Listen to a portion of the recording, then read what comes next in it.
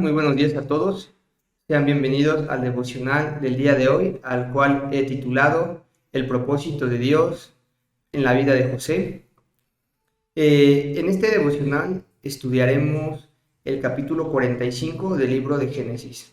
Antes de comenzar, vamos a orar. Padre Santo, te damos gracias que nos permites una vez más estar reunidos aquí para estudiar tu palabra. Te pedimos que nos des entendimiento y sabiduría para poder comprender el mensaje que nos quieres transmitir el día de hoy y aplicarlo en nuestras vidas.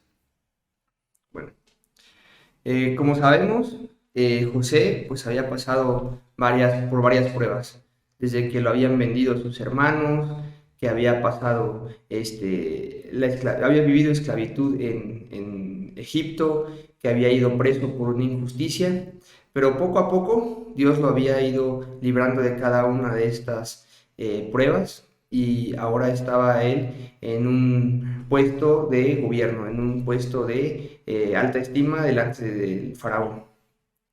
Y pues empieza a revelar el propósito que Dios tenía para su vida. Esto lo podemos leer en Génesis 45, capítulos del 5 al 8. Voy a dar lectura. Ahora pues, no os entristezcáis, ni os pese de haberme vendido acá, porque para preservación de vida me envió Dios delante de vosotros.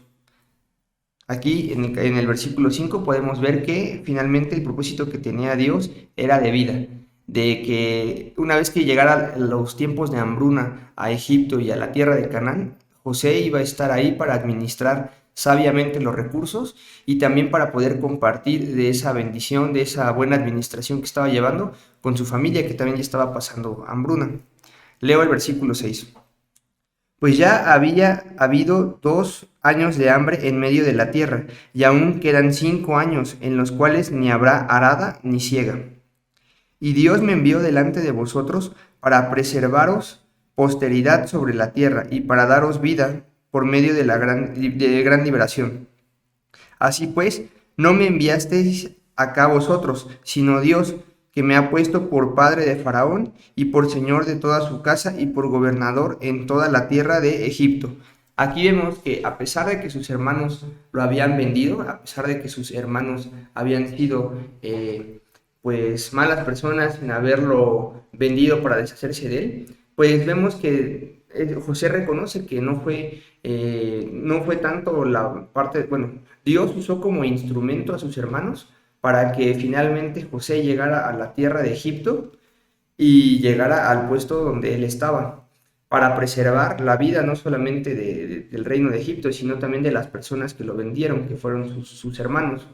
Entonces aquí podemos ver varias cosas, que Dios tiene propósitos de vida, que Dios quiere bendecirnos y además usarnos a nosotros para bendecir a otras personas y que a pesar de que las personas que no creen en Dios, que se portan mal y que muchas veces son malas con otras personas, pues incluso a esas personas Dios las utiliza como instrumento para cumplir sus propósitos. Posteriormente vemos en el versículo 17 al 18 lo siguiente. Y dijo Faraón a José, di a tus hermanos, haced esto, cargad vuestras bestias e id, volved a la tierra de Canaán, y tomad a vuestro padre y a vuestras familias, y venid a mí, porque yo os daré de lo bueno de la tierra de Egipto, y comeréis de la abundancia de la tierra. Aquí vemos que pues esa bendición que Dios había dado sobre José, pues se puede extender también hacia su familia, hacia sus hermanos, hacia su padre, hacia las esposas de sus hermanos y a sus hijos. Entonces, a todo, incluso vemos más adelante que incluso hasta los animales, ¿no? Todos se desplazan a la tierra de Egipto para poder sobrevivir esos tiempos de hambruna. Y podemos ver finalmente que Dios siempre estuvo usando a José para un propósito y permitió que pasara por pruebas y por tribulaciones, lo sacó victorioso, pero siempre había un propósito, fue forjando su carácter, fue escalando posiciones en el gobierno de Egipto hasta llegar al punto donde estaba él finalmente. El propósito de Dios era salvar a la familia de Jacob y finalmente se completó ese plan, a pesar de todo lo que pasó, a pesar de que José pensó en algún momento en la cárcel que pues ya no iba a poder salir de ahí, que estaba en una desesperación, pero finalmente recobraba la confianza en Dios y sabía que Dios tenía un propósito en su vida, el cual finalmente se iba a cumplir.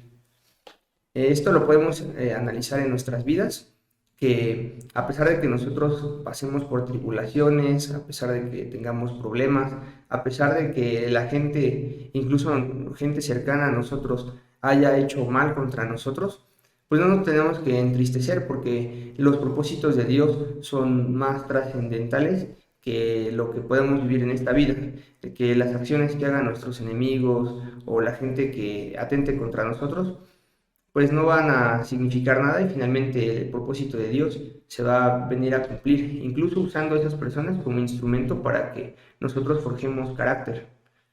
Y pues bueno, eso es todo de mi parte. Vamos a orar para despedirnos. Eh, Padre Santo, te damos gracias por este mensaje que nos has dado. Te pedimos que lo podamos entender y que lo podamos aplicar en nuestras vidas y que nos acompañes a lo largo de esta semana. Todo esto te lo pedimos en nombre de nuestro Señor Jesucristo.